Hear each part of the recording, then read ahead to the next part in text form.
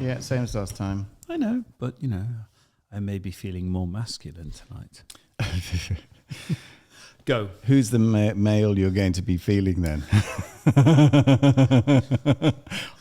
Warm-up wine has done its job. Off we go. Has done its job. So, Brum Crack 12, 3, 2, 1.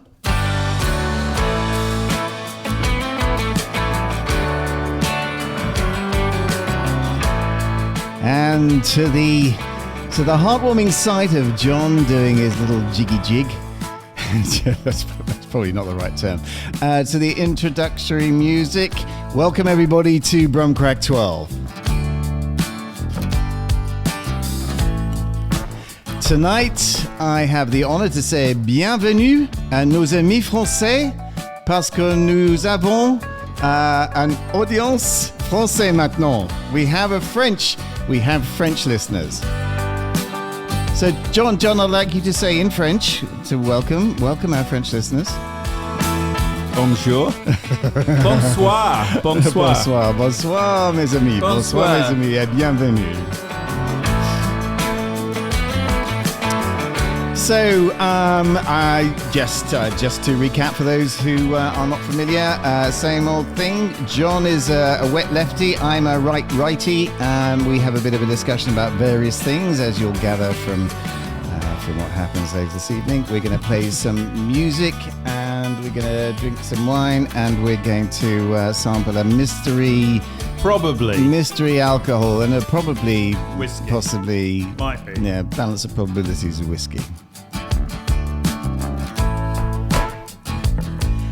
And according to our name, Brum Crack, we're going to be playing our Brum track. So a good track from one of the myriad of amazing artists that are Birmingham based. We haven't heard much from our good friend Mike Madden, no relation recently, have we?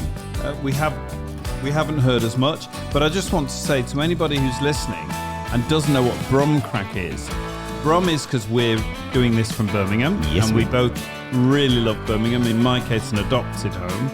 Mine too. Love Birmingham, but we're both Irish descent and very into Ireland, and so the crack is Brum Crack, from the Irish to have a great time, lots of chat, argument, yes, music. Absolutely, it's the crack, but we've dumbed it down for the English and spelt it in the English way. We are.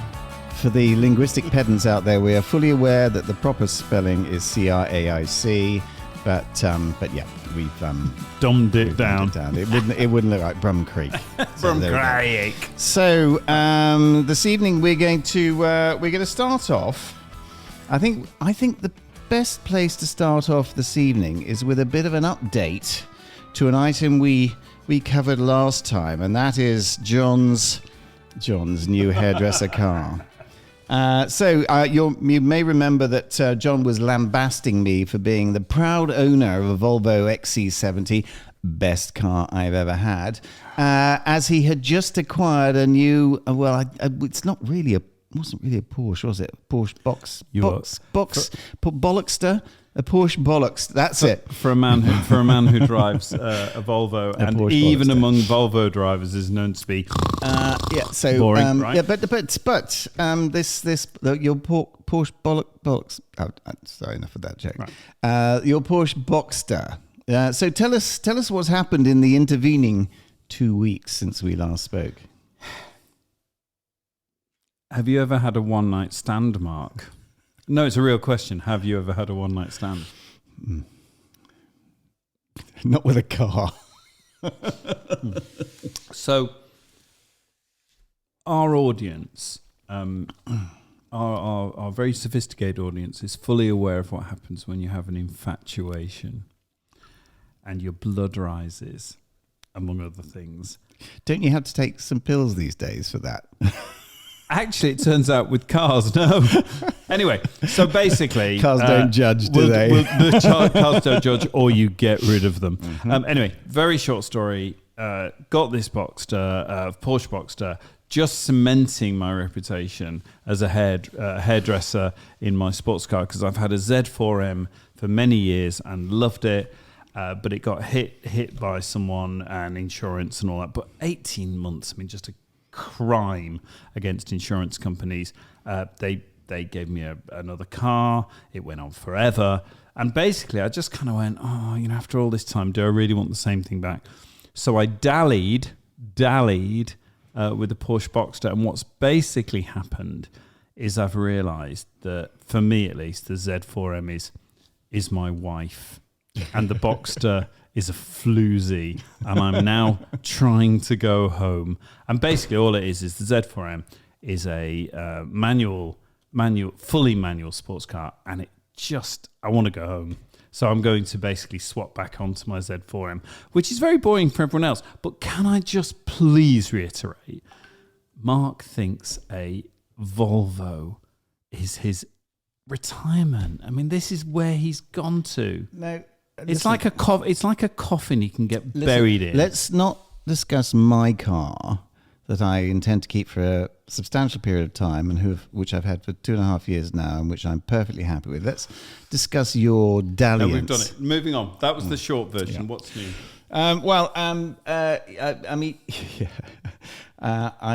I did draw the parallel between John's brief relationship with this Porsche Boxster and a song by the Beautiful South called "A Little Time." I think you all know it. It's where John, where it's a couple, and the man says he needs a little time, and this and all that. And then he goes back, and then he wants to come back. Just before it's played, I have a question for our listenership. A listener. Would you agree the warm-up wine has done its job this evening? To what are you referring? Just play the music. No, I was going to say that I am perfectly satisfied, happy in my long and faithful relationship with my Volvo, and it's going to remain that way. Whereas so you've never strayed. You're just a bit flighty, really, aren't you? It's kind of a reflection of our personalities. You are, impractical, unreliable, flighty. Oh, tell us what went wrong with your car. No. It wasn't just that you fell out of infatuation with her, was it? Didn't she develop a fairly fundamental fault that when you which my brother-in-law is going to sort out, and that's not what we're going to do here. But wasn't there a fault with it, though? There was a fault, but what was it? It overheated. Overheated. Anyway, so here we are. Here's the song. Hang on. Though anyone watching it on video is looking at me going, what the fuck is going on here? Here's the song. Here's the song that sums up John's time with his Porsche.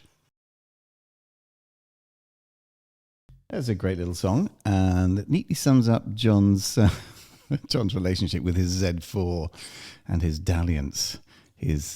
And neatly sums up your relationship with emotions.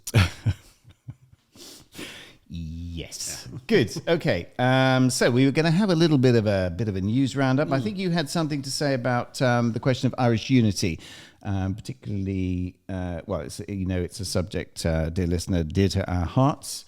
Both being plastic paddies, but also given that Sinn Féin now has the majority in the Northern Irish Assembly in Stormont, and we have a new Taoiseach in Dublin. Well, I think on the Taoiseach na Héireann. Yeah, I think we're in a fascinating period. We have grown up all our lives, and been welcomed within Britain, but by a British state that is so much more powerful, and Northern Ireland, unquestioningly, it would stay the same, part of Britain and all the troubles that went with that. Why do you say unquestioningly? Because it never felt, never, ever, ever, in all my upbringing, I'm 61, so we're talking about, 10, 12, the troubles and all that, into 20s, into 30s, into 40s, that it would never actually change. There was a sense that... For me, I always had a sense that it would inevitably change. Well, maybe that's because you were brought up in the Republic and I wasn't. I was brought up on the mainland. So anyway, never change was the sort of thing. And, the IRA could cause mayhem and could... I think the IRA set back the cause of Irish unity substantially for a very long time. But there we go. We have to look at it in a different debate. A different debate and not a moral one in the we're trying to do. I understand fully where it came from. But here we are. Aren't we in a fascinating time? There's two Irish guys who basically Cheers, Well, yeah. ideally believe in republicanism. We fundamentally, if we had a choice, a vote, would vote for reunification and the island of Ireland and the country of Ireland being that. But absolutely without the other side of it. So we're just where we are now. So as you say, there's been this incredible, first time in history, frankly, where Sinn Féin, as the political wing of what was the IRA, they were close. There was no distinction. So quite extreme. Marxist-Leninist organisation. I think back historically, yeah. And the same thing historically. The IRA were avowedly Marxist. Historically, an armed insurrection, effectively, and opposed by an armed UDF and whatever from the Protestant side. But what's interesting, if you're not kind of aware of Irish history, if it isn't your first thing, is that the population of Northern Ireland split along sectarian lines. So you've got Protestants, essentially versus Catholics, and within the boundaries drawn for Northern Ireland, the Catholics would always be a minority, and therefore there was always Protestant rule, which was loyal to Britain. What has happened, and I'm just going to get to the news story, but what has happened, which is quite frankly amazing, is that now Northern Ireland has voted in a majority of Catholic, Sinn Féin, Republican, political representatives. And because of that, there is now the First Minister of Northern Ireland, which is almost inconceivable, is a Sinn Féin representative. What has also happened is, and it's a bit weird the way the politics of Northern Ireland works, the Deputy First Minister is therefore Protestant, because it swaps, and both of them are constitutionally seen as equal, but there's still the fact one's the First Minister and one's the Deputy First Minister. So we're in a period of transition, and all of a sudden there is talk of unification where that would have just been inconceivable 10 years ago, 15.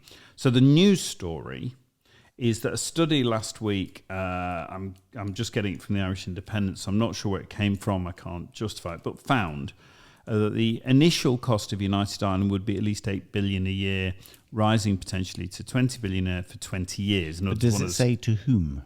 It just says the cost. I'll try and dig it. But that if it's the Irish Independent, I would have thought they would be referring to the cost to the Republic of Ireland. Well, I'll try and get it, although that wasn't the point I was going to make. Just see if I can find it very quickly. And if it says something interesting, hang on, let me just find it, sorry. The analysis focuses on the shortfall between what's raised in taxes in Northern Ireland and the amount spent on public services there. So it sounds like the cost to Northern Ireland, but let's have a look at this in the future. The interesting thing to me, in terms of our debate, is it sounds like there is a cost. Well, and the new... and a saving, I would think, for the UK.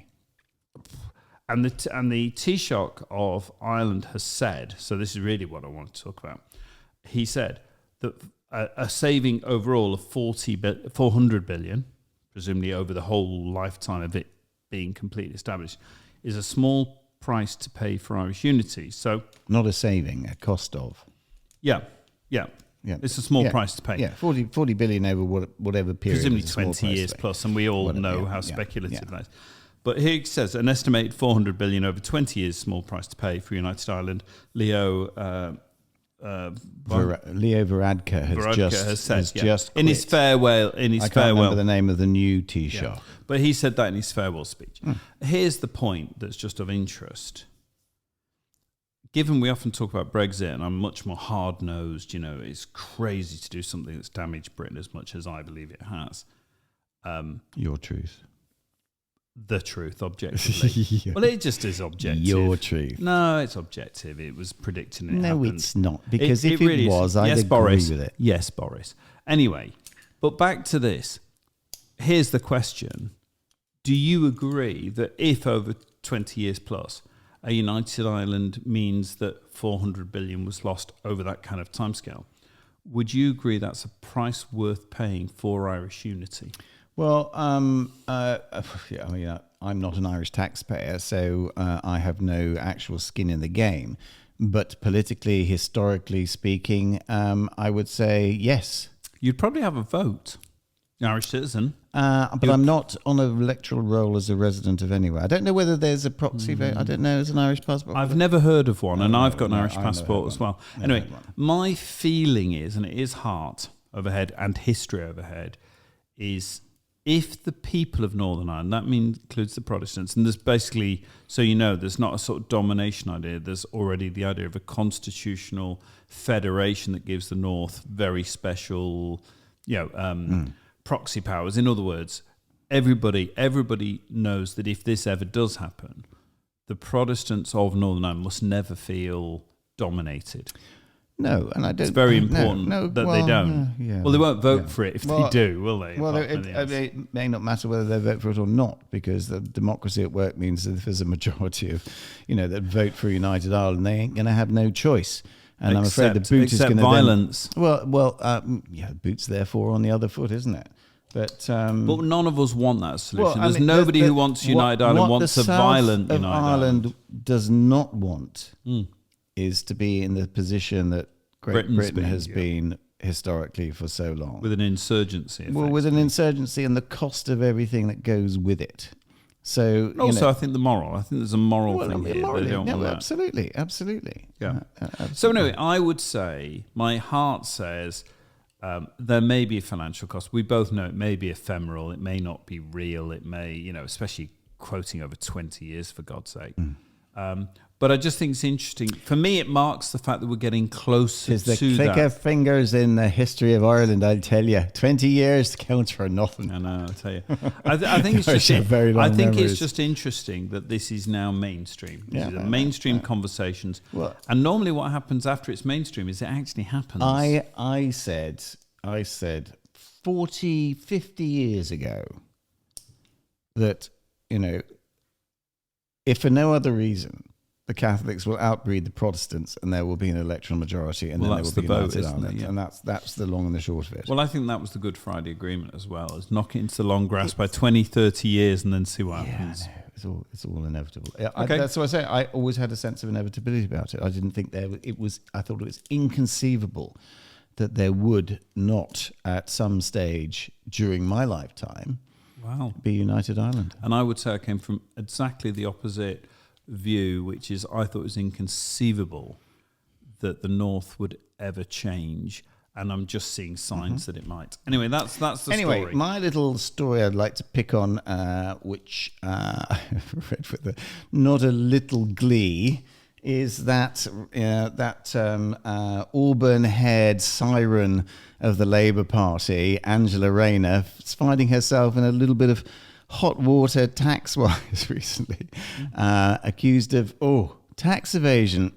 That thing that you are only too happy to point at right-leaning people. But anyway, the story is basically this, and this is even better.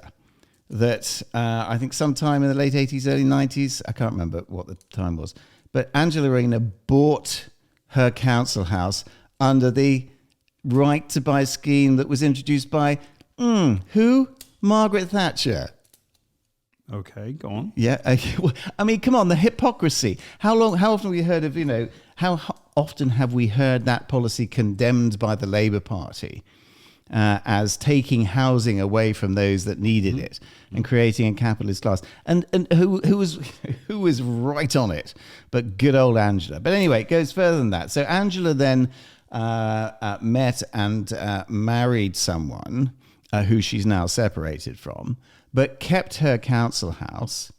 But while she was living in her husband's house for goodness knows how many years, when it came to selling her house, she claimed it was her primary residence, which legally, if she was resident at her then husband's house, it was not, so that she avoided paying capital gains tax. Now, that doesn't sound very left-wing principled to me. Is that it? Well, hang on.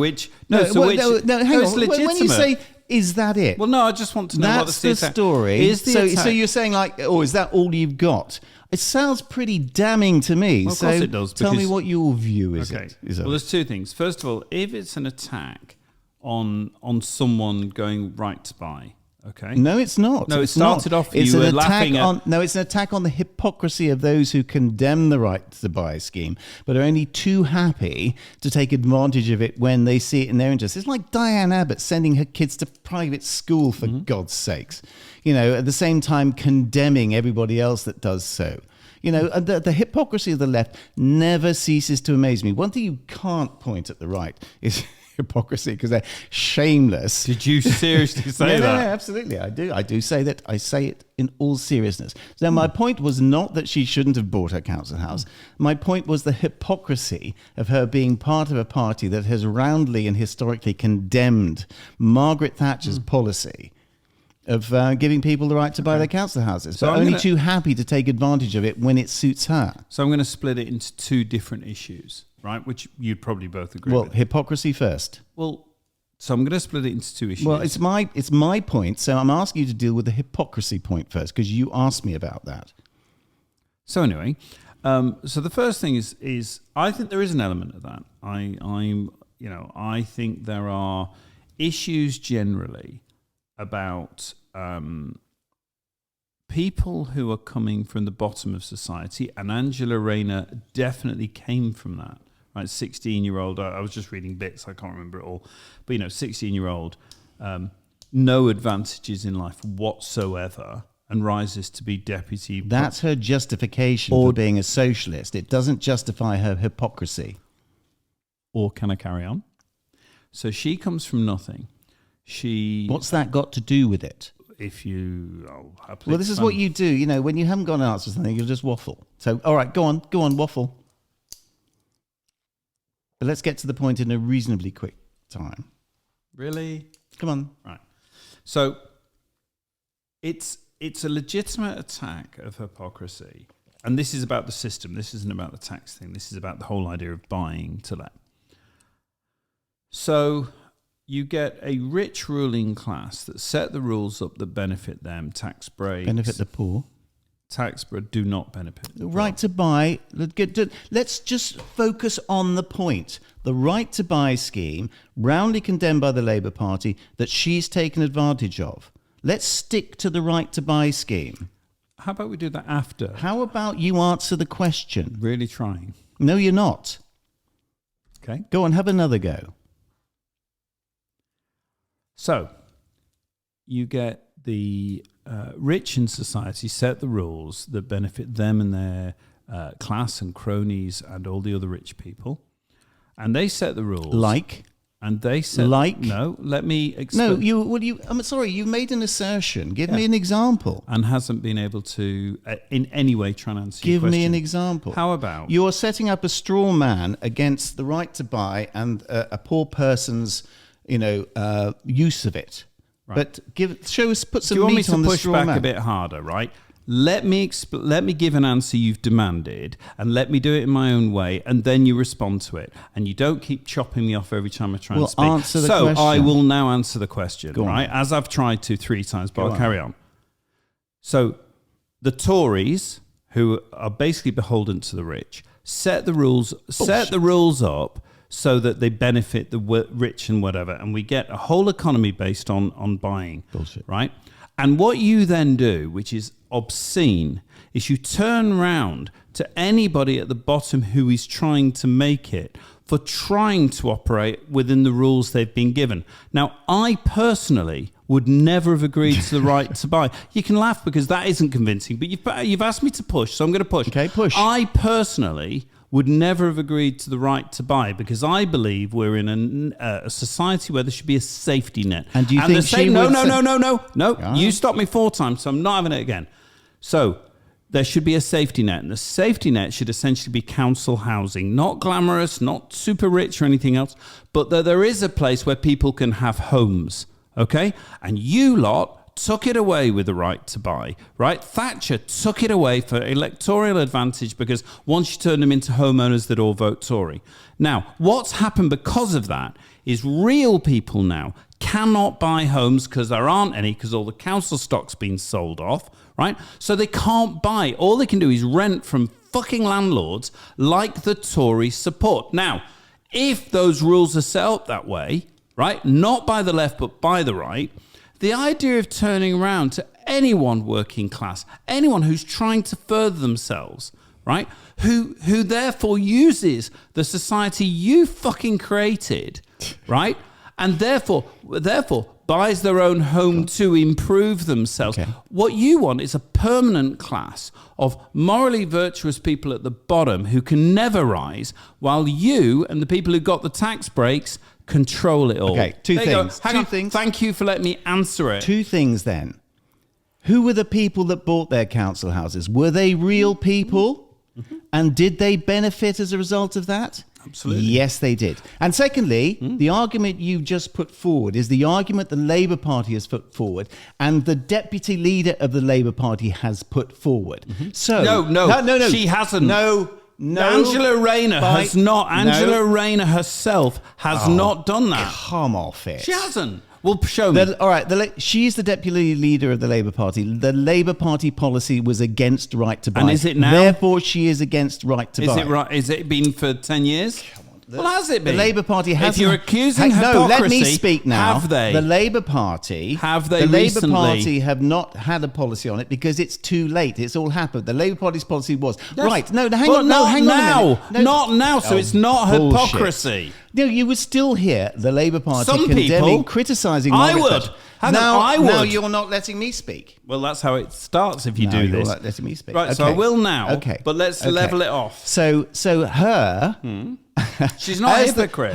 No, she's a complete and utter effing Not hypocrite. if she Let hasn't me supported finish. the policy. No, bullshit. The Labour Party's policy, the Labour Party's condemnation has You just been... said it wasn't their policy. The right to buy has been historic. Right. Okay? No, let me finish. I am. Let me finish. And if you would have interviewed Angela Rayner and said, do you think Margaret Thatcher was right to give everybody the right to buy? What do you think her answer would have been? It would be no. Hang on. I think the answer's no.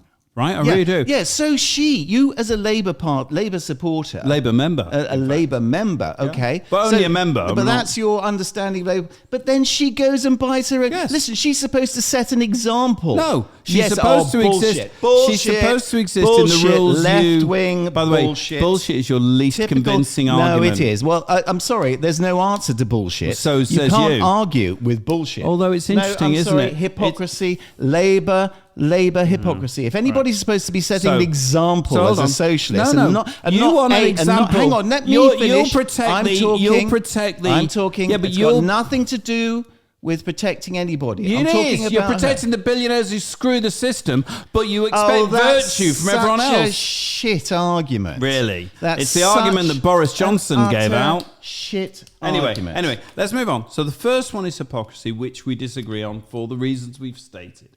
The second one is the tax I'm sorry. thing. And your failure to acknowledge that is hypocrisy.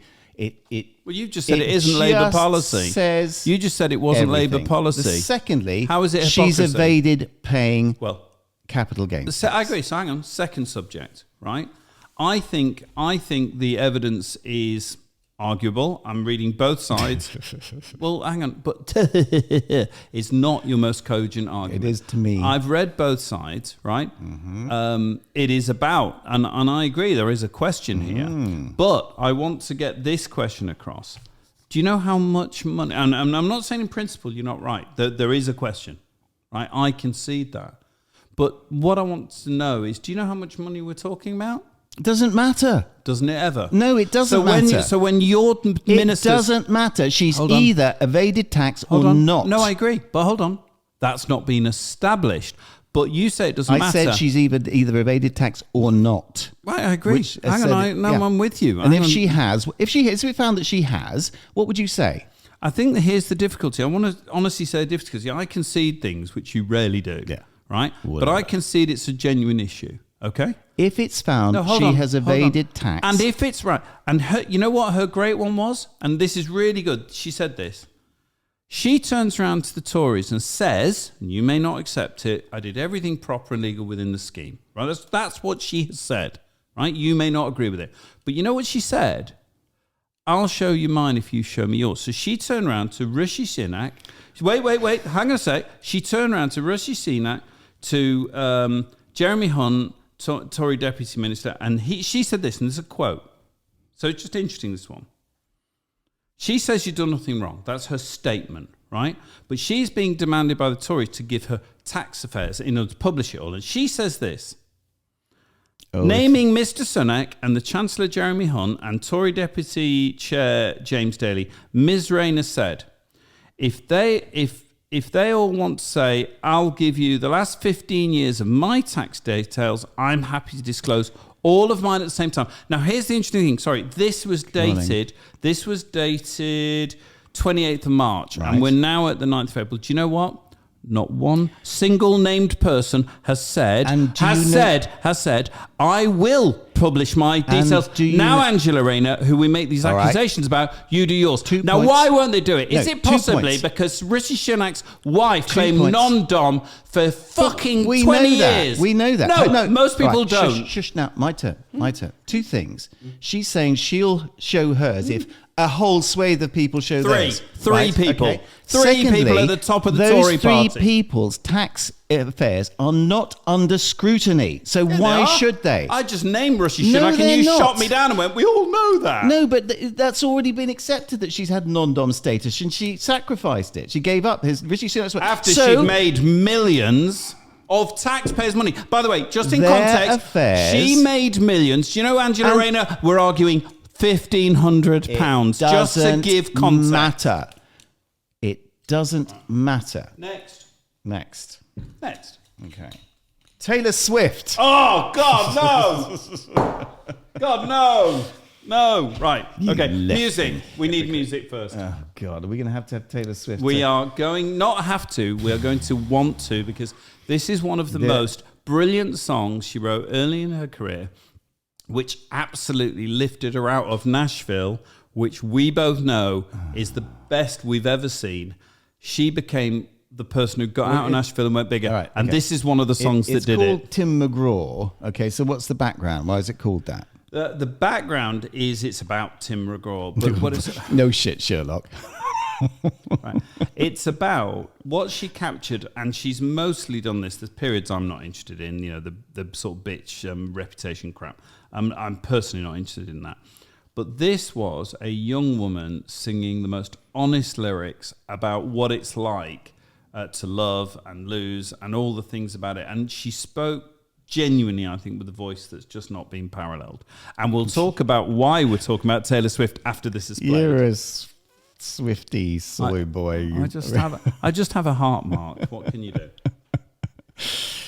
Yes. Anyway, A Sordid Tale follows this song, so it's now Taylor Swift and Tim McGraw. Well, there you go. There's little bitty Taylor. And I have to say, the picture here on Spotify from that album, she's looking mighty pretty, but probably somewhere about 12 years old, I'd say. Just out of interest, Mark, given this is I can see where the appeal comes for you now, boy. But I have to say, she's a bit young for me. Given this is an audio podcast, first of all, there is video of your face, which is interesting, and secondly, honestly, who do you think's coming out as more sleazy in this? No, I don't think I can see where the appeal lies for you. Fucking hell. Honestly, you're anyway, so right. the sorry contemporary. There is more. Give us a Swifty heart, a beating heart. No, I can do camera one. Camera one, hang on. Everyone can do that. Hang on. That's if you're a real Swiftie. Now, what part of your avowed Swiftiness makes you feel that it doesn't make you look like a complete soy boy teenage girl? I think. What is it that you feel is in tune with your innate, middle-aged masculinity? How does she speak to you, John? Oh, Jesus Christ! Oh dear. Right. Okay. So, I did a music degree a few years ago. A music degree. What was the degree? Music performance. No. Popular music performance. No. Popular music performance. No. Yeah, it was. No. Show us the certificate. I will. There was nothing on there that said performance. It does. No, you wrote it. They handwrote performance afterwards. Anyway, but my point was, I'm with lots of So you've got a degree in pop music. So we've got lots of 20 plus year olds, and then the First mature class degree, I have to acknowledge. Thank you. And then the mature students, and then me, who was like the crumbly old student. Like mature is like 30s, 40s. I've seen you on stage in leather trousers. So yeah, I filled them out though. Keeping to, oh God, honestly, we are not doing warm up wine again. We are, and we're certainly not getting into a second bottle. This has gone wrong. I'm very happy to. So anyway. So you've got all these cool people, you know, talking about drill and house and all this sort of stuff. Drill? I've got the drill. Yeah. It's a DeWalt. You know how middle-aged you're sounding now. I am. I'm late middle-aged and I'm happy. But some of us at least understand there are other groups. Late middle-aged. You're a happy fucking drunk one, from what I can hear. With a Volvo. With a Volvo. Jesus Christ. So I apologise, dear listener, because this one's devolving badly. But I'm going to stay on subject. So, yes, I love Taylor Swift. I love Taylor. Taylor Swift. No, I do. I'm going to say, so we're on this course and everyone's into their cool hip music and whatever. And I'm standing there going, no, Taylor Swift's like a goddess. Basically, in songwriting, I think she is the voice of a generation. I think as a young woman from this song, singing about that, singing about the transition, not so interested in that. But her latest stuff, I think, is just brilliant. So I think she's great. And she's doing this Eras tour, and I personally think it's one of the Arse tour. Eras tour. Since in the album, there's a video version of it on Disney. They've done two. They've done her. Now they're doing her Taylor's version. Yeah. God. Well, no, with about 5 extra songs. She's on it. She goes, "Welcome to the Eras tour," in that way that Americans have with going up at the end of it, you know, for no particular reason, like it's a question. I will not accept questions about whether there's anything sordid in my relationship with her, but having heard you just say that, I've got to say I've got a stirring, Mark, a stirring. Yeah. Right. So anyway, so she's doing this Eras tour. Tickets are impossible to get hold of, and they are. They are. Price. They were impossible to get hold of. What are you willing to pay for a ticket, John? I can't tell you. It's embarrassing. What are you willing? What did you suggest to your lovely wife Jane and latterly to me that I might wish to pay for a ticket to join you to go up to Edinburgh? So that's the unfeasibly huge. No, hang on. That would be the can't. unfeasibly huge rail fare, the unfeasibly huge accommodation costs. I'm throwing this out to our tickets. listenership, right? It is insane. It's £500 odd for the ticket. For the ticket. Hang on, but it's really, really good place. It's in the front right hand side, and there's only a few left. And all I will say is this: my wife won't come. Mark sensible won't come. woman. Nadia won't come. So I've run out of people. Is there anyone insane enough to join me and come up to Edinburgh, train up to Edinburgh, watch her? Great standing seat, great standing tickets. But it is an insane amount. I'm the first person to say it's crazy. But I personally, this is one of the great tours there will ever be, and I think this is one. But I don't want to go off on my own, because apparently 61 at the lower stage is somewhat creepy. No, really? No? Yeah, apparently really? So. By the way, my daughter won't do it either. I spoke to my daughter and she went, no. Right, but this is our podcast. This is Bromcrack. Let's all come together. Let's pitch in. Let's do a crowd fund and fund me and one person to go to see Taylor Swift in Edinburgh. I think it's July. Anyway, if you think it's great, please put it in the comments. Right, move on. That was embarrassing. Even I think so. Good. Next. So you have some insight. Okay. Good. Okay, so, right. Post office? Sorry, post office, yes. You, John, and now I'm going to hand you over to our post office inquiry correspondent, John Madden. John, what news have you got for us today? Well, what's interesting on the post office, we've covered this on numerous podcasts, because it's one of the ones where we I don't know about complete, but virtually completely agree. We're both lawyers. If you didn't know, we're both barristers. And we have both previously stated that if people, and there are people, I think it's certainly clear this should be taken to court, whether they're found guilty or not is a matter for juries. But prosecuted. Prosecute. If you deliberately withhold information or misrepresent it, or lie, let's use simple words, or lie, in order to secure a conviction, you're guilty of at least contempt of court or perjury or variations of that. Perversing the court of justice. Now, and this has been ongoing, and we've, I think 2 or 3 ago I was saying, there's a report that the independent, they did an independent investigation because the MPs were so concerned that they were being told all these post office people were being prosecuted wrongly, and there was errors in the system, the Horizon computer system, which were being lied about that no one was acknowledging. Yeah.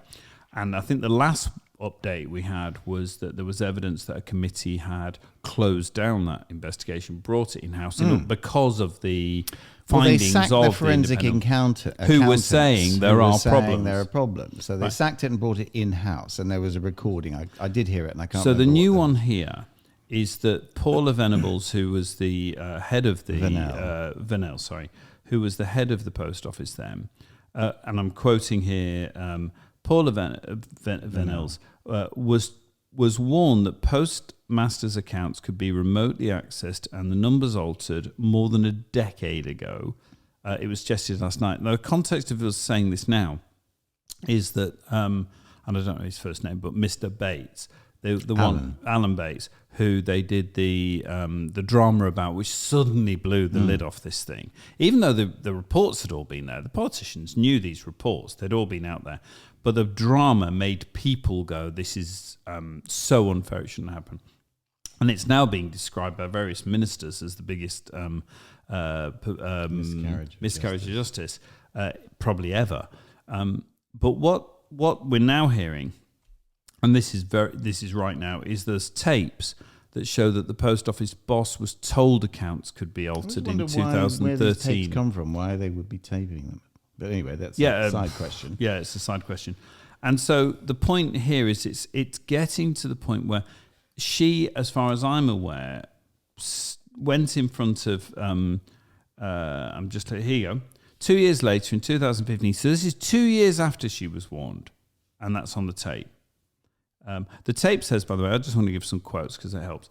Paula knows about the allegation. She knows we are working on it. She's got everything. The way I've tried to brief Paula, as soon as the evidence that there is a problem, and she knows about it next minute. So that's at that point.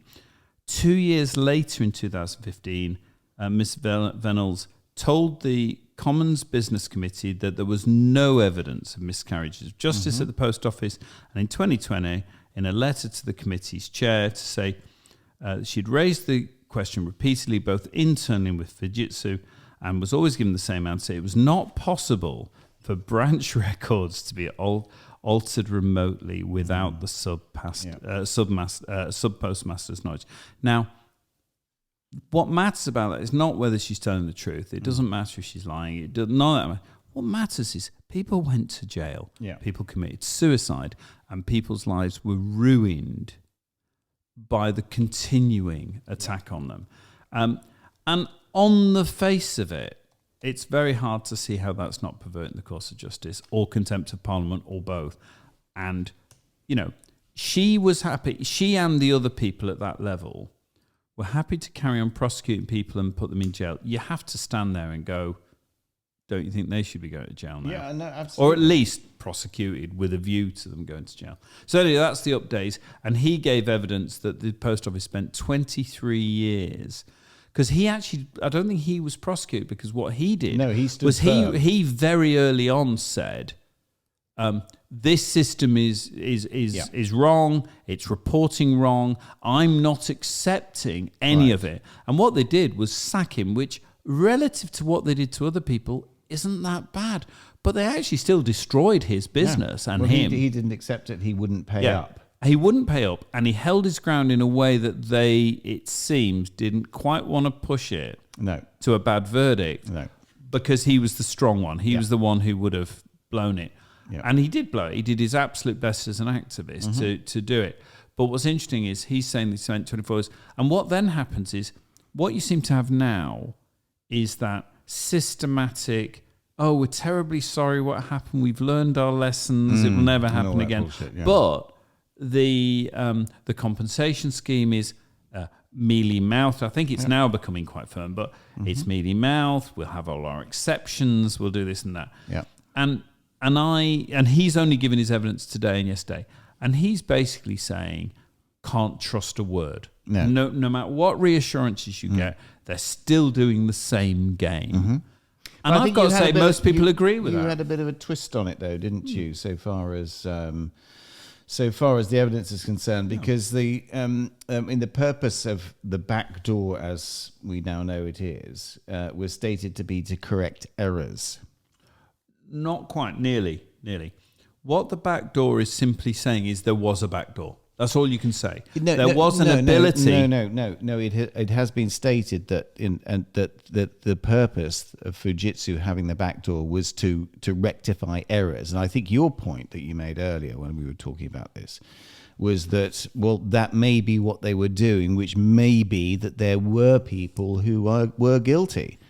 I think the twist I want to put on it, and this is a slightly different thing, I am 100% behind the people falsely accused and falsely convicted and falsely ruined because it was unsafe. And what I really wanted to do was highlight that whereas the popular thing, partly because of the drama, has suddenly swung onto a defence side, let's protect the defendant, this was clearly a miscarriage, whatever. And I see that doesn't necessarily apply when everyone goes, well, of course they're guilty, about something else with evidence. And so what I wanted to do is just qualify what I've at least read. And what I've read is this. They were saying that this system was safe 100%, therefore... Robust is robust, the word. Robust, safe. Therefore, these people must be guilty. Their explanations are lies. They're thieves. They must be guilty because the system's robust. What seems to... From what I've read, what seems to be shown is that it wasn't robust and people could change it. That's not the same as saying there's any evidence that anyone changed it in order to steal and therefore blame it on them. That kind of argument. No. There's no evidence. I've not heard evidence suggestion of that somebody in Fujitsu was trying to manipulate and take money out. They could. As far as I understand, the system would. They could. No. This is the point. Once it's not robust, they certainly could. You can't say that. You don't know. But no. But how? If you're sitting in a Fujitsu back room, you could divert money. What's your access to the money? No. This is the point. If your access, look, I don't know the system. It's an accounting system. No. What could happen though is if in Fujitsu someone, they said that the balance should be higher and it's that the money in the till is less than that. Then that's arguably the source of all the accusations. But an error could work the other way, which could mean that the error would say that should be less money, and you've got an excess of money in the till. I think what's gone on is we don't know. I mean, and I don't think they know. I know, but but as a criminal lawyer, the point is, at the end of the day, the evidence upon which these people were convicted is unsafe. That's the test. And that is it. And that is the old principle that it's better than however many guilty men go free than one innocent man. But what you asked me for the twist is I haven't seen any evidence yet that anyone else did take the money. Now, there's possibilities here. The possibility is the money was never taken. In other words, it's just an accounting error within software that wasn't perfect, and then it was covered up and they blamed everyone. So that's perfectly possible within what I've read. The other possibility is someone has gone in and stolen it. I can't dismiss that. Well, the only people that have it, because it's an accounting system, what the electronic transactions are that has to marry up to the cash in the till. Yes, and they didn't. No, it didn't, but like I say, it could work either way. The system could say that there should be, like, I don't know what, £1,000 in the till, and there's actually £1,500 in the till, in which case there's a £500 going spare. Although no evidence of that. No one's suggesting that. No, nobody's suggested. But I'm saying these errors can work both ways. The way it would work the other way is obviously if the accounting system says there should be £1,500 in the till, there's only £1,000. What I'm saying is that there's nobody in the back room that can then verify. Say, well, no, who can then say, right, I'm taking that £500 because it doesn't exist and it's not. It's not anywhere other than... No, that's what they did do, because what they literally did was nobody in Fujitsu can then take that £500 is my point. Fujitsu reported to the post office there's £1,500, for instance, and they turn around to the post office and say, well, you said there was 1,000, but we know there was 15, and you've got to pay the 500, and that scales up to thousands. It goes to the post office, anyway, so that's my point. It doesn't go to Fujitsu. What I was trying to make a slightly different point is all I'm trying to say. Is the issue here isn't it has been proven that someone else stole it and blamed it on them. And the issue here isn't proven that the system reported the wrong figures and therefore the thing. So what I'm throwing out there, and it applies to a lot more things than this, and therefore you have to adopt the principle of innocent until proven guilty, is that they haven't proven their innocence. That's what I'm trying to say. So they might have stolen it, from what I can see. From all the reports, I haven't seen it. But the groundswell of public opinion, which is these people should not have been punished like this if a system's unfair. And I'm just trying to spread that a bit wider. And when you hear stories that make you assume that someone's guilty, I'm trying to throw in that. That's why we have such a high burden, because things like this can happen in lots of different situations. And I think I mean we've kind of raised the issue of dating, and we did come on for that a bit later, sort of from our point of view as boys and so on and so forth. And I think a very interesting topic, legally speaking, is the prosecution of rape. And I think that's one thing we probably need to tee up for another day. But I think I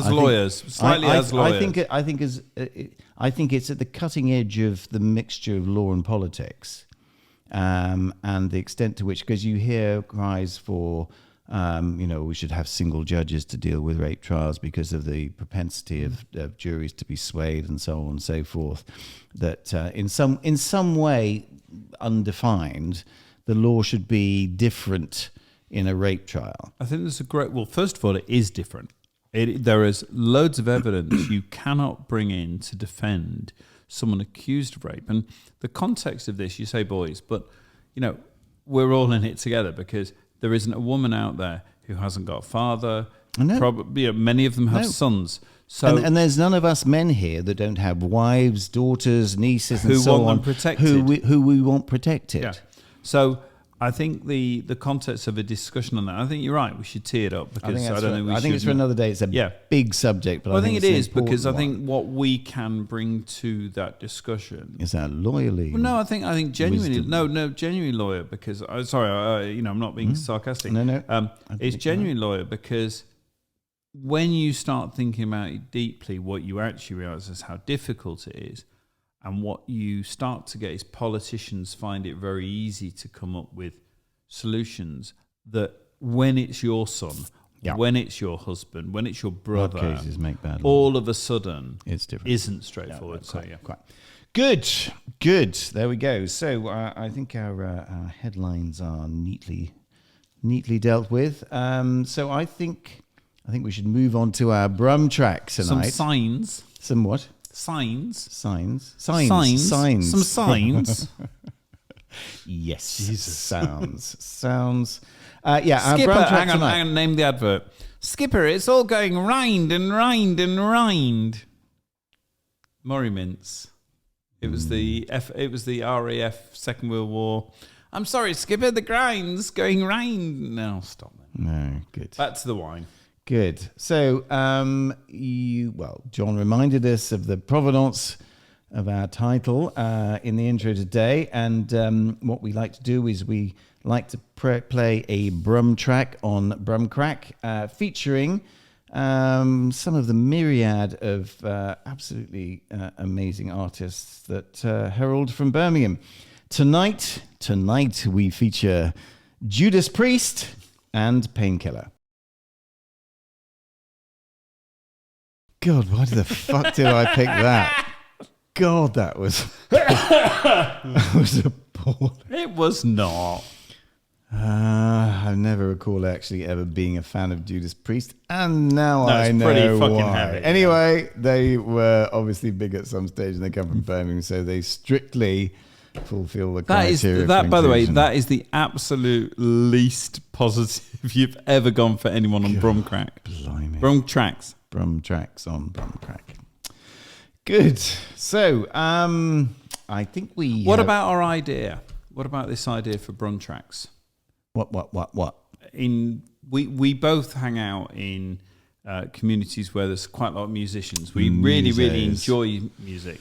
Yeah. And I think we both talked about it, and we're going to throw it out, I think, aren't we? That we look at bringing some musicians to come in and actually play live. I think the important thing is, dear listener, we are eternally grateful for bearing with us so far. We know that things need to evolve, and John and I just sitting here shouting at each other occasionally and otherwise getting drunk probably has limited mileage in itself.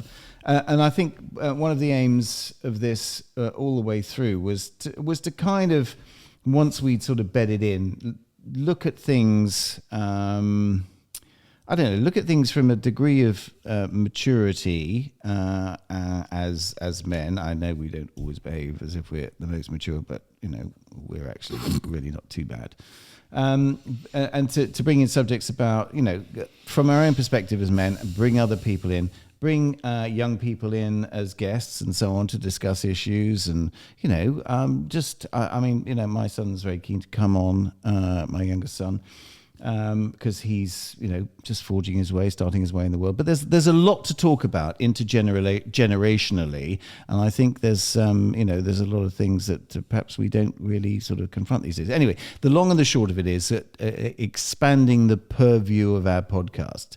To bring in some guests to deal with various issues, and also to bring in some, much treasured local musicians. I mean, we haven't heard much from our great friend who we admire so much, Mike Madden, no relation. Can I just check, when you're talking about your son, and this is obviously quite serious and quite real, isn't his nickname Coquelet? Don't we always call him the Coquelet? No. Isn't it, really? No, because I thought we did. It's Coquelet. Coquelet. I'm so sorry. Why? Well, because we're the first time, we took him skiing for the first time last year, and we got him some instruction, all that sort of stuff. And there was acknowledging that we could probably be described as a pair of cocks. There was this run called the Coquelet, and we just I think we got a picture of him standing between the two of us under a sign saying Coquelet. Anyway, Excellent. There we go. So he. I just thought I'd undermine him before he even shows up. No, he's a solid. No, kid. the fact, by the way, it's an interesting. Sorry, side, but it's interesting, isn't it? Is that kind of, and I'd say quite male thing, is that he took it, and he laughed at it, and we're meant to dump on him, and he's there going, "But you're going to die first." No, and that's the game. But whatever view women may have of it, that what men do is we test each other. We test each other through humor and piss taking, and if you can take it, and if you can, especially if you can give it back, then you're okay. Yeah. And he was cool, including watching our fight in the snow. I'm bowing my head. Firstly, you're obviously too drunk to remember there wasn't actually any. There really was, and there wasn't a fight. No, I've got a picture of it. I've got pictures. Then put it on the WhatsApp list. Floor. No, not now. Put it on this. Anyway, slightly detoured. Oh, is it time? It is time. Oh, well, right, hang on. We got sound effects and everything. Just a minute. Okay. So, smooth. So smooth. Honestly, hang on. This is a well-oiled machine. Kenzo, tell us, what time is it? Mysteriosi no sekandesu. So I didn't catch that first time. Tell us, Kenzo, again. What time is it? Mysteriously no sikan desu. I think that means it's time for the mystery. Nearly whiskey, possibly whiskey, possibly not. No, that's... We have to tell our audience what's changed, right? So we have been drinking the mystery whiskey of the week. Mysteriously no sikan desu. Mysterious Nos Sandisico. Hang on. Mysteriously no sikan desu. Mysteriously no sendikasu. It's good. So we have done... According to Google Translate. Of course. I had to practice that. So we have had the mysterious whiskey of the week every week until this episode 12. And essentially we're getting too drunk on whiskey and we're running out of whiskies. So we have allowed the fact it can be whiskey, but the mystery is deeper. No. The mystery is deeper. But you will recall that we agreed that we needed greater diversity, given that whiskey was not an exclusively Scotch phenomenon. And this, hence our second most popular podcast, John Says No Diversity. And that's where you said, no, you didn't want diversity, that it had to be Scotch. And no, you have the memory. But didn't we do Sunto whiskey last time? You did. And you forgot that. No, I didn't forget Anyway, that. Can we just get on? No, I didn't. We had whiskey I'm last drying time. out We had here. whiskey last. We had that. Hang on. We had Japanese whiskey last time. Right. So this there's is the no mysterious guarantees, of what it is. Yeah. Listen. I included an alternative jingle, but I have said before that is no indication. Nope. Wrong one. Hang on. No. Where's our Japanese one? This one? Yep. I like it. Mysteriously no sikan desu. There you go. There's no very good. end to my talent. So there's no guarantee this is a whiskey, and there's certainly no. What did you just do? I'm closing my eyes, so I okay. can't thought see what you're banged pouring. your head on that. Thing. So there's no guarantee it's a whiskey, and there's certainly no guarantee as to its provenance. And there is absolutely no guarantee that we are sober at this point in the events. Oh, I can hear it. Oh, I think I need a bit more than that. Yep. Ooh, I have to say right now, for the audience, that looks like a whiskey straight away. I think he may be playing a double blind on me here. That absolutely looks deep, not deep brown, but it definitely looks whiskey-ish. Okay. Right. All right. Well, okay. Yep. Good. And the Good. smell? Okay, the nose. The smell, indeed. Smells like a whiskey. I think I'm being done here. I think he's trying to double fake me. That smells like a whiskey to me. Oh. Might be a Japanese whiskey, might not be, but I think he's probably trying to slip another Aldi past me. Okay, I'm deeply suspicious. No. Firstly, you think it has the colour of a whiskey? No, it absolutely looks It has like a good whiskey. colour or a bad colour, or what? How would you describe it? It's not as light as some of the ones we've had. No. It's not like for me. It's not like the Aldi darker one. than the Japanese, and it's darker than the Glenmorangie. Right. It's not that darkness I think I saw it in the Aldi one, but like heavy. Certainly, but it's darker than the light I think ones. one of the better quality ones we had was the Glenmorangie, and that was probably. I think as he's light doing a as us. double fake on me because this smells like whiskey. Okay. Definitely.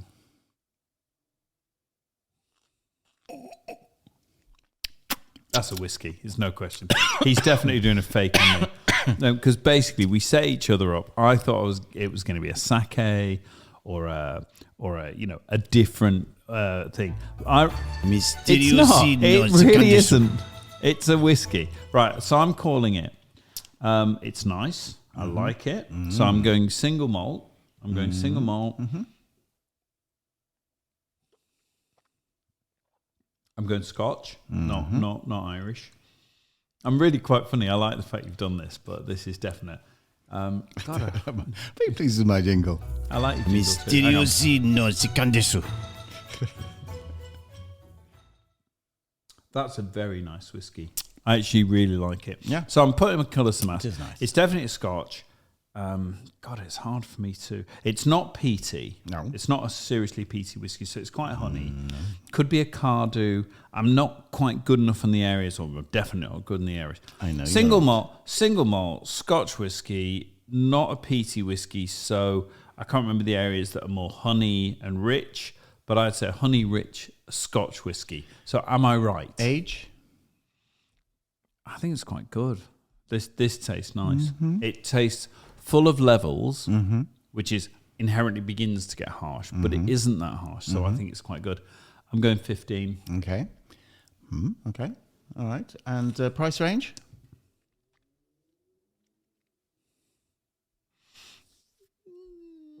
I'm going within our 30 budget, so I'm going 28, 30. Anyway, that's what I'm going for. It could be more because it's good. Anyway, that's my guess. You know, we're not experts. What's the answer? Right. Are you ready? I can be completely wrong, of course, but that's Jameson's Irish whiskey. That's why it's soft. You didn't say so. Yeah. No. Hold on. You said it definitely was. You said it definitely wasn't Irish. Here you go.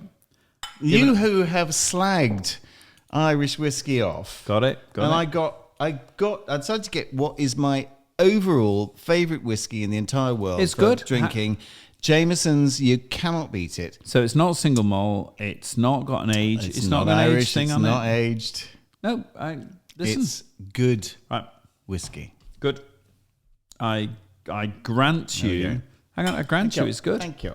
So, a track. Then we're going to go on to a very serious subject that follows on from this, and this is baby boomers and alcohol. Okay, so where's this track? I wanted to do this one for a long time, but it just doesn't. Oh yeah, here we go. This is a great track. That comes from the late 80s, early 90s. And it's Bruce Hornsby in the Range. Let me out of here, it's the way please. it is. Well, I'd say that's a blessed relief after Judas Priest. Judas Priest. But lovely song. A great song. Great song. That's just the way it is. Just that it certainly is the way things are. So, I think during one of our earlier songs, we discussed an appropriate subject, perhaps in the light of, recent events during our skiing holiday in Norway. And it's part of the conceit of this podcast has been that we have the warm up wine, we have the mystery whiskey, and so on and so forth, and it's a bit of a light-hearted two old farts getting a bit pissed and talking shit. But it's the subject of alcohol. Now, during I've been one of these people who always kind of, I don't know, I wouldn't say relied upon, but always found it easier in social situations if I'd had a drink. And sometimes I might take those things too far. But generally speaking, it would do what we all know alcohol does, remove inhibitions and make it easier for me to be my full charming and witty and entertaining self. But listen, I wouldn't be the first and I won't be the last to do that. And throughout my life, I've really enjoyed alcohol. I've always been a happy drunk. I've never been a depressed drunk. Or a fighting drunk. I'm certainly not a fighting drunk. And alcohol doesn't exactly, enhance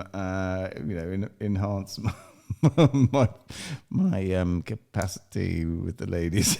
I'm not sure that's true. But there we go. But alcohol, and I have to say, over goodness knows how many years, the days that I haven't had a drink until recently are few and far between. Now, when we went to Norway recently on a skiing holiday, as we passed through the amply stocked duty-free shop at Gardermoen Airport in Oslo, a litre bottle of 45% birch bark vodka, Norwegian vodka, caught my eye and found its way into the shopping basket and to our apartment. And on the first night, myself and my friend, my good friend John, but my other friend Mick, who was with us. I think John, you retired quite early, quite sensibly, but Mick and I polished off, hammered it. What, you're about 2/3 by the end? Oh gosh, there was probably about 10% of the bottle left. So, So just like context. So what we decided before we talked about this is a relationship with alcohol, and I think I'm 61, you're 63. Right? Nearly, 64 in July. 63, right. So it just brought out a conversation. We're not apologetic. What I want to know, John, is will you still need me and will you still feed me when I'm 64? If I can get you very, very drunk, it's entirely possible. And I think what we're trying to do, having decided we were going to talk about this, is not be apologetic. It's not a confessional. But it is an honest conversation. I think alcohol is a fascinating drink, an interesting drink. It's integral with our history. Ever for beyond Forever. history, Yeah. beyond history, beyond from the point at which people ate apples that were overripe and had started to ferment and noticed that there was an effect after eating them. And often an enjoyable effect. Well, absolutely. And somebody left, and things like kvass, fermented milk. Ever since people started, they cultivated a means of doing it. And it ration drove the British Empire. It was and agricultural societies. Well, quite. Our think relationship with alcohol is almost integral. I think it's very interesting because we all have memories of 20 and the fun of that, and how the world goes around. But I think what I'm interested in, it's not purely negative, because I actually personally think there's an awful lot positive. I agree. But I do think it's and this is partly through one of my great friends, Dave Black, who did pretty much every drug you can think of. Was a heroin addict. But I don't know if he's an addict. I don't think that's fair. That's simplistic. He was definitely a user of heroin, and his parents had to come and find him in a flat where he was zonked out. But he's a very intelligent guy who switched it off, right? So he did pretty much every drug. I haven't done any of this, but he did pretty much hardcore everything, because it's just who he was. And he was one of those people who could go there and come back, if that makes sense. And his deduction at the end of it, and he literally had done everything, and I've done almost nothing, a bit of weed and alcohol. But he came back from that and went, alcohol's the best drug in the world ever. It's inherently social. It's progressive in that you kind of very quickly learn how it hits you, and therefore we know manage how to it. you know pretty quickly how to titrate it, don't you? Titrate it as in what? Well, how to dose yourself to get... as you dose yourself, you know what effect an amount will have on you. You know if you're going to get pissed speaking. or if you're going to get merry or whatever. And it's in that... So I think it's fascinating for that. And it's dangerous, particularly, funny, for older people. It's well known that older people, it creeps up on you. And that's something I think we're interested in talking about. But I'm just going to relate it immediately to your thing with Mick and me bailing on that occasion. And there's other occasions I wouldn't have bailed and I'd have been as hammered as anyone else. But what's interesting is, and this is the non-judgmental bit, genuinely, because in another situation slightly different, I'd have been hardcore, is that there is something great fun about letting go and getting hammered, and you pay a price for it. No, there is. But part of the fun is to do that. Where's the line where the fun stops, and how do you manage it? Well, this is the thing. You hear so much about the negatives of alcohol, all the risks, and so on and so forth. But how many people, has it? How many people's lives has it made easier? And this is not defending it. From the point of view of relieving depression, overcoming social anxiety, making you able to, enjoy the company of others. How many children are born? Yeah, how many children are born? And when during my second divorce, listen, I'm not going to going to pretend anything other. It was No, I'm going bloody. on this It way. was, my second divorce was absolutely horrific, and I self-medicated with alcohol. I went to work. And then I would come back to my lonely little but very posh flat and and get myself pissed. And I went to the doctor and discussed getting antidepressants and all that sort of stuff. Which he said, well, look, if there's anybody that it would be suitable for, it's someone like you who has insight into things and wants it temporarily and so on. But I was prescribed, but I never took them. But he also said, look, there's nothing wrong with a bit of self-medication with alcohol if it helps and it gets you through things. And it did help, and it did get me through things. Okay. It took my mind off things and so on and so forth.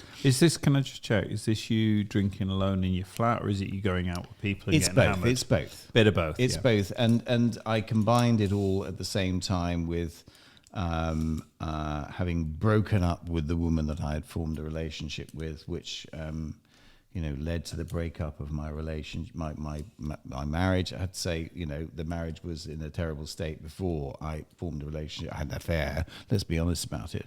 Okay. Then I did the whole dating thing, and it was fun. Can I just break it down? I'm not, No, I'm very aware I'm on happy to be sensitive honest. ground. I'm happy to be honest. Exactly. And I'm just asking. On the basis, this is a conversation about our relationship with alcohol and an ongoing relationship for us and probably everyone listening. When you say an affair, alcohol is part of that. Would it happen without alcohol, or do you think it would have happened because there was a need? Well, certainly the marital breakup was happening with.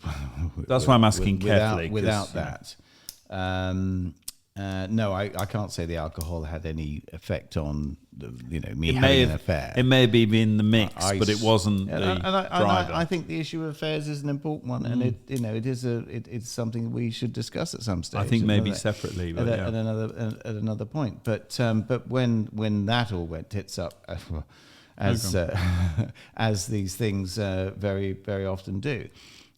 My refuge at that stage was internet dating, which was kind of in its, infancy at that stage. There was no Tinder or anything like that. It was Times Encounters, all very nice stuff like that, which was great fun. And it was great fun. It was a distraction. I met some really nice ladies.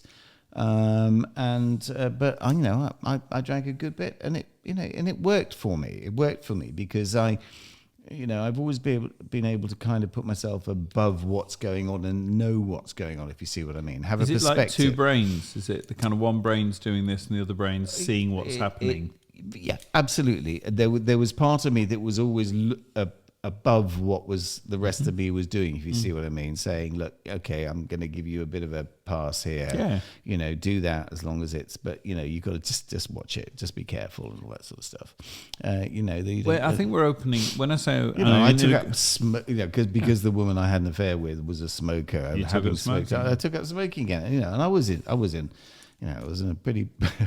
I was not the me that I'd like me to be. No, but I think what's interesting is we're opening. We said we'd chat about alcohol, and we both knew that we weren't quite sure where it would go. No. And I think it's interesting because I can see doors opening. Genuine doors opening for anyone. Well, I think this where will you go? What's going on in life? Let me just pause things here, and like I say, we've dealt with a lot of things, in a light-hearted, superficial way, and I've always thought that there is scope, and it's important to combine that with the more serious subjects here, and I think it's important. I think. We're blokes. Everybody likes to take the mickey out of blokes, but we're an important part of society the same way as everybody else is, and our views, our experience, and what we can offer, the younger generation, male and female, is important. It's important not to dismiss us. I think the younger generation. By the way, we're not just blokes. We are 60-year-old blokes, and we're parents, and also just men. Yeah. We are, and also people. Yeah. In other words, exactly. Our issues with alcohol actually, and I'm only bringing up the affair, and our issues with partnerships are difficult. We don't find it easy any more than we think women find this easy. Life is difficult, and the test of a man or a woman is how you cope with the difficulties. Anyway, I'm with you. We saying, slid I think into there's that. a place. I think it's good. But let's just keep on alcohol for a minute. My start point is that it's probably one of the best drugs in the world ever. Mm-hmm. And it has certain characteristics. And one of the characteristics for me is that it's socially acceptable, it's fun, it's social, and you can drink on your own. You know, once in a while I'll collapse. Quite happy to do that. No, once in a while, I put a movie on and it's a boys' night and I'm on my own to do it. I generally end up asleep these days. No, of course. But I'm more aware that's dangerous. There's a kind of instinctive cultural awareness that drinking on your own is a different step. I've never had a problem with that. I've never found it. I've always known when to stop.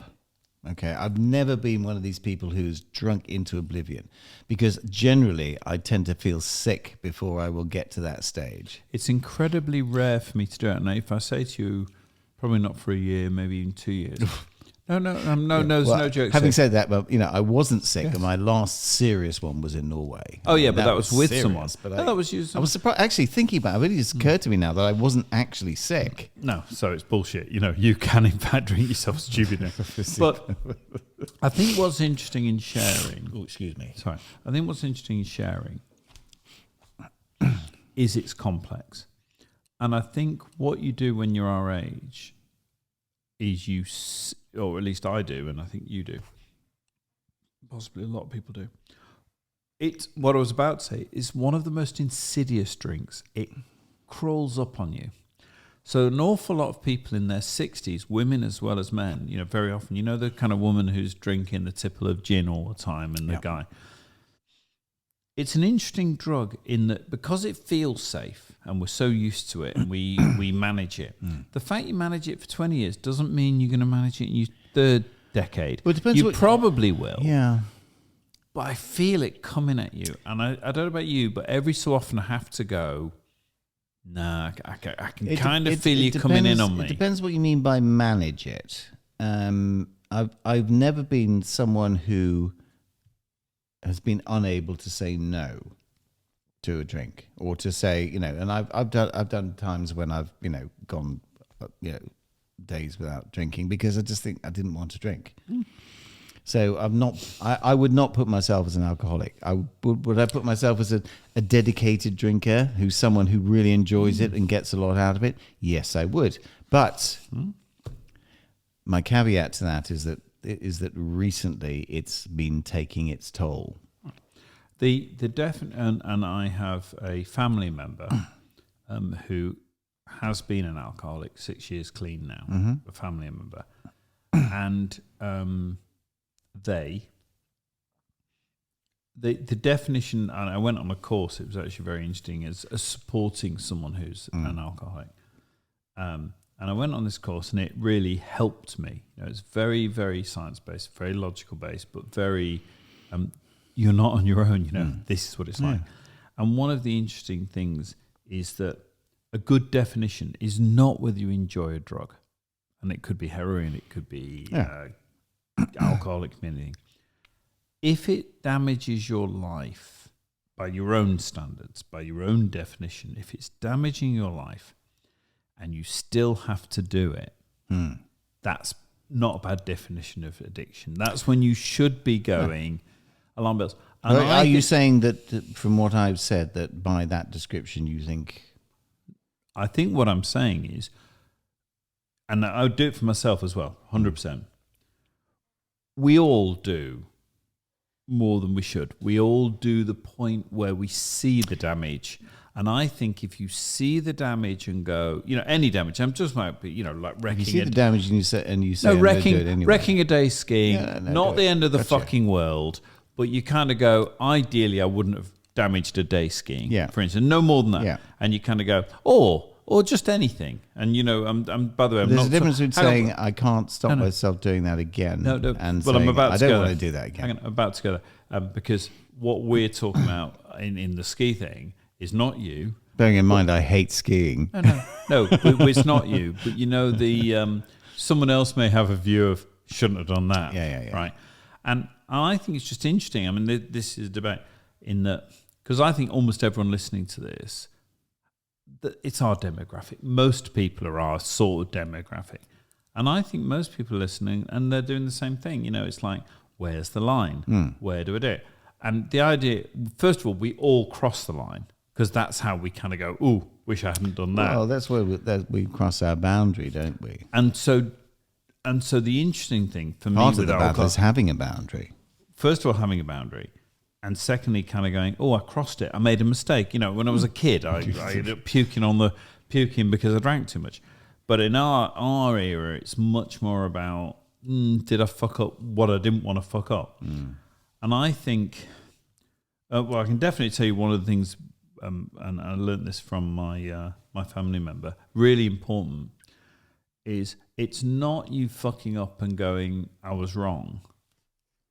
It's not you fucking up and going, I'm going to fix it. I'm going to stop. Do you know if you're an alcoholic, I can really give you a definition. It's a really simple one. If you can't stop on your own, if you can't pull it back on your own, that's when you need to go and get help. Yeah. If anyone's listening to this, I don't want this glib because I've learned this very hard way with someone I love. If anyone's listening to this and tries to stop, pull back. The error and the pull back, I think, is the interesting relationship with alcohol everyone has. If you ever say to yourself, I've tried and I cannot stop, then that's the point. I think you look in a mirror and you go, I'm an alcoholic. It doesn't mean a label, but it does mean you can't do it on your own. And at that point, you need other people to help you with it, 12-step or whatever. Sorry, I've jumped slightly, from where we thought we were going to go. But you know why. But I've never been in that This position. wasn't at you, by the way. None of that conversation I know was that. at you. I know that. I know, and I don't claim any special credit for that. I just don't think I've got an addictive personality. But you're talking about, I fucked up one night, Yeah. I got hammered. Yeah. But you see, I'm not sure getting hammered is that. Part of the fun of alcohol is once in a while, you fucking let go and you get hammered. Yeah, and I know. And you regret it. You regret it. Had I not in error then gone down a black run on the first morning. Hang on, let's have a bit more. If we'd have been at home on a weekend and so on and so forth, You'd and have I'd have been able recovered. to lie in bed, I'd say, oh, fucking hell. Not doing that again for a while. It was very funny. Until I forget. But this is the thing. We do these But do things. you think it was wrong? Because I don't think you do, and I don't think you do. Do you think it was wrong to get hammered more than social politeness would have said? You got hammered with a mate, right, and you fucked yourself, and the next day was a bit fucked up. Is there anything wrong with that? No, do you think there's anything wrong with that? No, the only downside for me was that it spoiled my first day skiing. Now, I had Was it worth it? I had a great time. It was just me and our friend, our mutual friend, and I think for most of the evening we had a couple of others there as well. Did it get unpleasant? Did it get ratty? Was there any arguments or anything? Was it all very pleasant and very nice and funny? And was I a bit noisy and actually annoying my lovely lady No, wife? hold up. Wait. That's putting a gloss on it. You were so fucking loud that at 3 a.m, certain people, including me and my wife, because I bailed early, were covering our heads. It was so fucking loud. But isn't that the bonding thing? Isn't that the good side of it? For that, I regret. What, to me? You're apologising to me, or No, just not to you. No, just to your partner? To Jane and Claire. Not really even Jane. Claire was much. Actually, Claire managed to sleep through quite a bit of it, to be honest. But, it was by the way, it was very funny, and that's I think what we're trying to do. But yeah, when it's funny, it's funny. Anybody. We didn't throw up. We weren't violent. We weren't smashing plates or anything like that. Well done, you. No, it was. We were loud but convivial. I think for the conversation, I think what we're trying to get to is it's not easy to do it, is it? Because the good side is very, very good. It's very good. And if it wasn't... For me, it's very good. But if it wasn't, wouldn't all go there. Of course not. And indeed, what we do is we're drinking wine, we're drinking whiskey. I think we've actually sobered up compared to the beginning of this. Well, let me just give a great quote. I was listening to a Jordan Peterson podcast the other day, and he said he was talking about drugs and addiction, and he said psychologists always ask the most stupid questions. They say, "Why do people take drugs?" I said, "Well, no. Actually, the question is, why don't people take drugs all the time?" Yeah. Why don't we? Why don't we take them all the time? Because we can't function efficiently. Well, exactly. That was his point. And we want to function efficiently. And we want to function efficiently. But not all the time. The point at which it becomes a problem is when the price of taking it becomes greater than the benefits you get from it. And I would say this, that's the problem. And the addiction is when you recognize that and cannot on your own stop. Yeah. And I think that's a really interesting boundary. But I have my external conscience, and she's called my lovely wife, because rather than becoming loud and annoying when I'm drunk, generally these days I fall asleep. I don't know how much I can help here. And she very much annoys her when she wants the benefit of my charming company during the evening. So, but anyway, the point I was coming to, the point that caused me to raise this with you first of all, is that as I get older, I don't handle it that well. If I have a skinful, it takes me probably 2-3 days to properly get over it. So I've gone since Norway, not necessarily because of having. So had by a the way, skinful. Norway's how long ago? 3 weeks. Right. So give us the last 3 weeks. Yeah. then. Well, I Because think. also you get fat, don't you? You get unfit. Well, absolutely. No, everyone does. So, Yeah.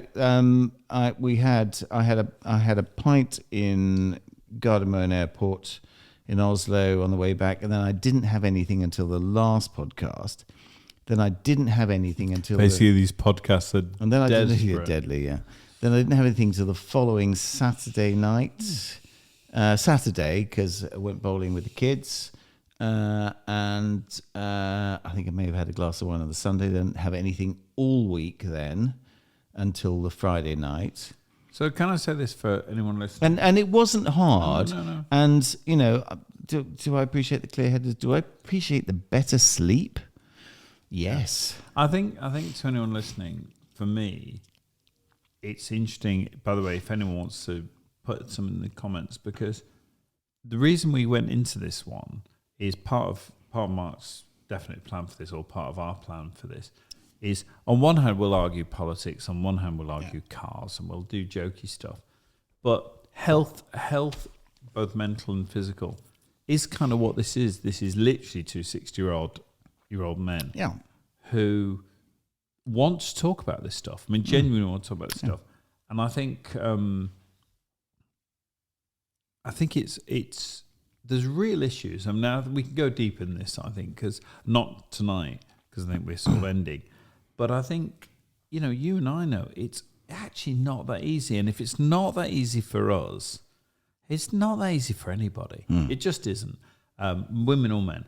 And I think, if you don't mind me wrapping it up slightly, I think we should come back to it. But I'd really like to hear what other people say, because this is a community. It's a little community. Most people here are friends or friends of friends, or people who've started listening to it. And I honestly want to talk about this because it is an insidious drug in a good and bad way. And I think at our age, we should be interested in sharing what that's like. How do you manage it? Like you say, you just stopped since then. How do I manage it? How does anybody manage it?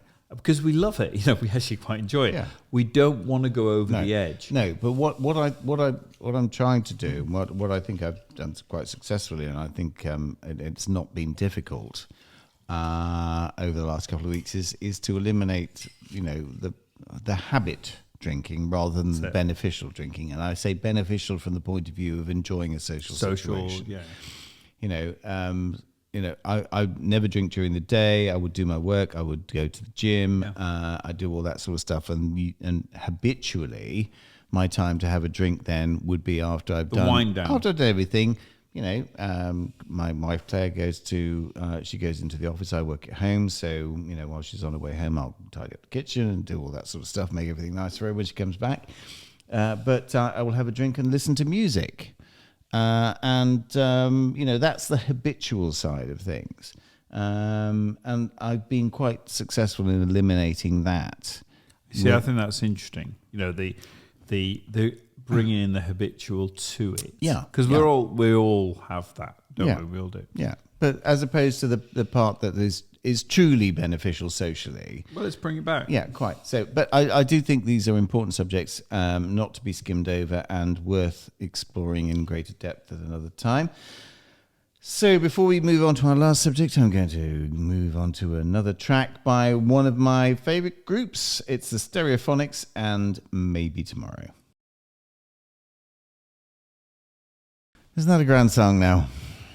Well, I was just saying before we cut it, and just isn't Maybe Tomorrow 2 words? Maybe. Mañana. Mañana. No, I don't want to. I kind of don't want to go there. I think just the English. Maybe Tomorrow, it's melancholy. And it's hopeful.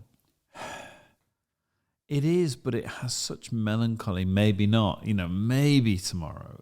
Anyway, I think it's a great song. I was actually quite touched by it listening to it, because I just think, and I was actually saying to you, that kind of male, and this isn't often credited, that kind of male melancholy. That male melancholy, which is... It's the most lonely melancholy in the world. Women can share their melancholy amongst all their sisters without shame. Men are very, very reticent about sharing their melancholy, other than with true trusted friends, male or female. I get this. And this guy, the culture we live in, this guy stands in front of a microphone and goes, maybe tomorrow, and it's heartfelt. Maybe tomorrow I will get this or whatever. And that's why it's magic. And that's what art does in this particular music is I listen to that and I respond to it, and I think it is quite a male song. Do you agree? It's got that male pain, rather than maybe female pain. Yeah, I do. There you go. I do. Anyway, last bit. Last bit because oh my god, it's taken 3 episodes. I've been waiting for it. I know you've been waiting for it. And honestly, it's been getting very tense waiting for it. But finally, we have enough time to get Mark's dating tips for 20-year-olds. And all I can say to you is, please sit back with me, and wait for this wisdom. Excuse me. Fucking hell, I think I might have killed him. I actually might have killed him. Right, well, in the absence of any sensible, useful dating advice from John, my dating tip, and it's not, well, it's very much a tip, and it can very much be applied to both girls and boys. Okay, and we've said it before. Look, boys go out there, they want to meet girls. I say not in a sleazy way necessarily. Some do. God, yes, they do. But John's just indicating himself. But you want to go out there and have some fun, and you want to meet girls. You want to talk to them, and I'm digging myself a hole here. Yeah, of course you do. But half the fun is just meeting people and talking to people. You learn much more from that than you do from anything else. But the point is, though, it's difficult. It's difficult for boys to approach girls. It's difficult. Girls want to be approached. I don't care what you say otherwise. That's the way these things are. And my approach to approaching girls was to adopt a military tactic known as reconnaissance by fire. Okay, now reconnaissance by fire is when you're in a static position or any other position, and you don't know where the enemy are, you sort of put yourself in their position and say, well, where would I be if I was the enemy? Okay, and then you start saying, all right, well, if I was the enemy, I'd be there.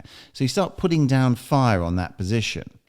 Okay, and if they're there, they'll think we've been spotted, and they'll start firing back. Okay, so this is how you identify where the enemy might be. If they're not there, you move on to someone else. You move on to someone else. Okay, the enemy, your target. Let's put it this way: your target. Okay, and the way that I not the enemy then. No, not the enemy, but it's the same principle. It's the same principle. So if you're in a bar or a nightclub or whatever, and you see a girl that you like the look of, Is she in a group? it doesn't matter whether she's in a group or otherwise. Probably in a group, and again, it doesn't matter. It really doesn't matter. So what you do, you do what you do anyways. You look around the room and you look and see if it's a girl you like the look of, for whatever reason. I mean, you've said about those that laugh, and I agree with you. Those that is my test. Is if you're hanging out at the bar and you're hanging out with mates, something you look around the room. Yeah, right. That's the universal. Yeah, and this slightly different thing is who you're attracted to. I've said to you, Mark, which is why you just pulled it up. I personally don't like the model type. Other men do. That's fine. No, I don't have a problem with it. But I don't. The most attractive woman in a whole place is, I watch her in a group of people. Your eyes are gently scanning. And the one who laughs uncontrollably is too far. Is this the one who laughs when she looks over and sees you staring at her? That'll work. But I genuinely think, I genuinely think we're trying to give advice to, because if she's not so up herself, image, perfection, doing the posing thing, all the posing thing. Happy to have a laugh, engage with her friends. The one who laughs and you see it's genuine, and she's not trying because she doesn't even know you're looking. Ideally. I just have always found that. Yeah. That's the one I want to talk to. Okay. Carry on. Anyway, it's your story. Moving on. So you've spotted a girl in a group or otherwise. Yeah, I mean, usually, girls don't really go out and hang around by themselves, do they? Or any more than we do. Generally, in a group or a pair. Okay, so you go over there, and if you're standing nearby and so on, and you see someone, you look, just look at them, just look. No, because if they're not...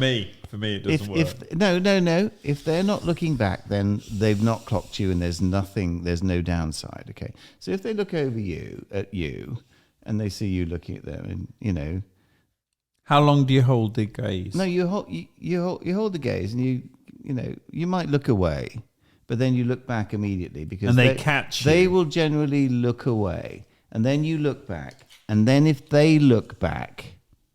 and smile.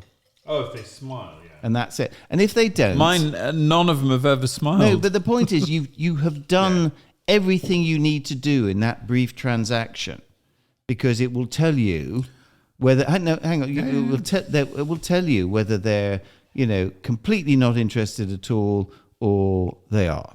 Right. And if they look back and smile and so on...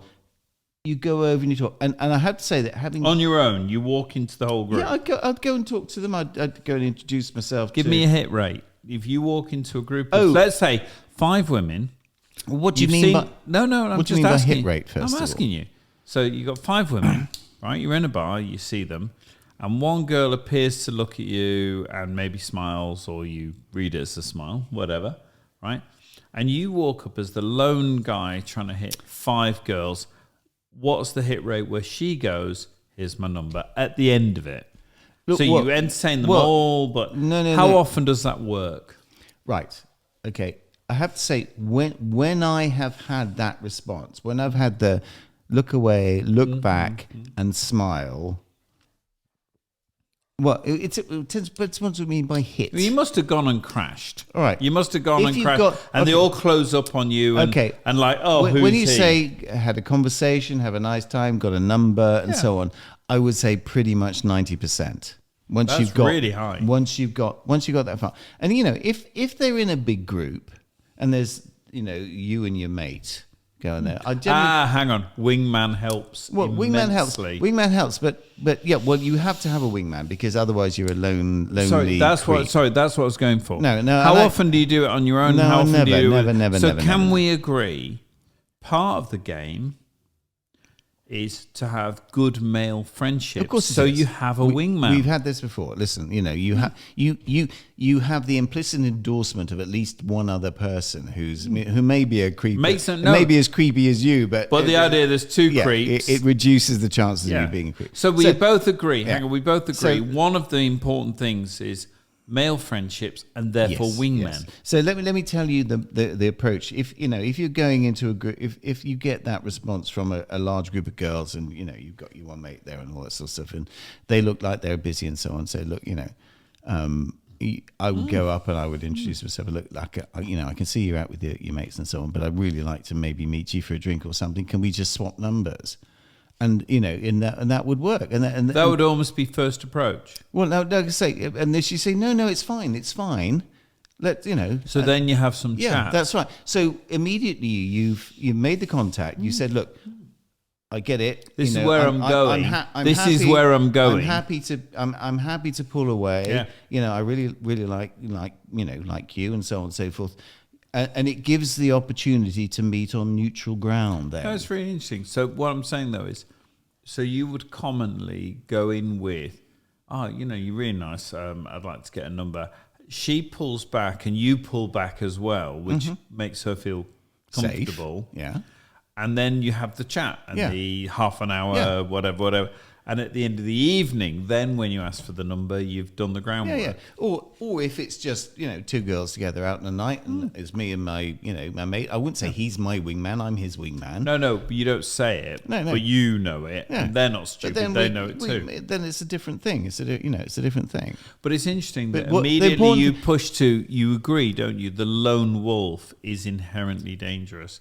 It's much, much more difficult, if not borderline impossible, to be the lone male trying to break. Well, if I was a girl in a group and a bloke, solo bloke came over, no, fuck off. Thank you. I'm agreeing with you. That's what I'm saying. So I'm trying. Yeah, if we're going to give. Anyway, my adapted military technique, reconnaissance by fire, is basically all you need to do is to get that signal of interest. You need to get the response back from the signal you've sent out. Okay, if they're not interested, that's fine. But you get that. You get that very quickly, and it's not. Again, it's not a cynical trying to get a turnover. We're not doing tricks. But you're doing that generally with someone with you. You have some social cachet when you're doing it. It's not immediately obvious necessarily that I'm with somebody, but yeah. They read this 100 times if you're going to take it do. to the next stage, you probably reduce the chances of you being a complete and utter creep substantially by having someone else with you. So anyway, that's my dating. Is this Brumcrack 12? I think it. Hang on. Where are we? There's that outro music. Very Taylor Swift, if you don't mind me saying. Nothing like Taylor bloody Swift, you sad person. 2.25 hours. 2.25 hours of manly sense and now drink your. Listen to. Just poured his excess whiskey into We my actually glass. sobered up in the middle. Briefly. The beginning was a bit shaky. I'm saying it. Anyway, ladies and gentlemen, Brumcrack 12. Again. Grinds itself. No, well, yeah. I hope it wasn't This too much. is nice. No. This is nice. This is a. Well, I have played this outro music before, but Works for me. It's another good one. But thank you again, ladies and gentlemen, and Norwegians, our friends from Norway to France. Jamaica, France, Luxembourg, and the Netherlands, and have you realized the world is our lobster? Have you realized? This is the first one where we haven't really kicked off. No, we did kick off. We did earlier on, didn't we? It was a long time ago. Yeah. Anyway, thank you for listening. Yeah, thank you for listening, and thank you for bearing with us while we have kind of felt our way through this this thing and ironed out, format technicalities and so on and so forth. I have to say there's a slight technical hitch with the lighting tonight. Which I didn't mention. I forgot. I forgot the light. Anyway. But anyway, but we're very much conscious that this doesn't want to be samey all the time. So we want to move into other more thoughtful areas and mix it up a bit with the lighter-hearted stuff. Bring some guests in and bring some music in and all that sort of stuff. John, stop! Don't do that. But Merchandise. But ladies and gentlemen, you will vote with your ears. So if you're here, thank you very much again for listening, and good night from Brumcrack 12. Thanks a lot.